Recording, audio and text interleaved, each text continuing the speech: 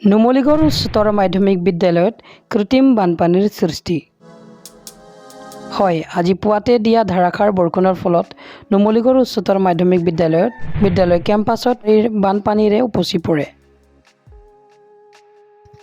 ফলস্বৰূপে ছাত্ৰ-ছাত্ৰী আৰু শিক্ষক-শিক্ষয়িত্ৰীৰ এক বিকট সমস্যাৰ সন্মুখীন হ'ব লগা হয়। এই কৃত্ৰিম বানপানীৰ সৃষ্টি হোৱাৰ কাৰণ কেইবাটাও আছে।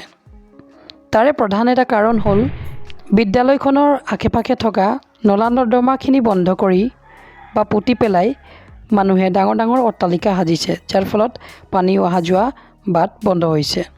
ফলস্বৰূপে এই বানপানীৰ সৃষ্টি হৈছে। আন এটা কাৰণ হ'ল ওচৰত থকা গড়টো ওপৰৰ পৰা বাগৰি অহা পানীখিনিও বিদ্যালয়ত সোমায়। আৰু এনেকুৱা কেইবাটাও কাৰণ আছে যাৰ ফলত নুমলীগড় উচ্চতৰ মাধ্যমিক বিদ্যালয়ৰ কেম্পাছটো প্ৰতি বছৰে বানপানীৰে উপচি পৰে আৰু ছাত্ৰ-ছাত্ৰী প্ৰতিবাৰে এই বানপানীৰ সন্মুখীন হ'ব লগা হয় আৰু তেওঁলোকৰ শিক্ষা গ্ৰহণৰ ক্ষেত্ৰত বাধাৰ সৃষ্টি হয়।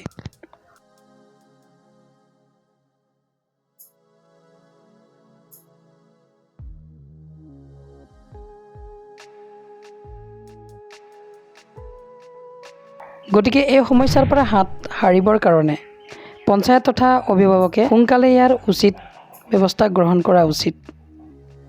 নতুবা প্ৰতি বছৰে এনেদৰে হোৱা বানপানীৰ ফলত বা কৃত্ৰিম বানপানীৰ ফলত ছাত্ৰ-ছাত্ৰী তথা শিক্ষক-শিক্ষয়িত্ৰীয়ে সমস্যাত ভুগিবলগীয়া হ'ব।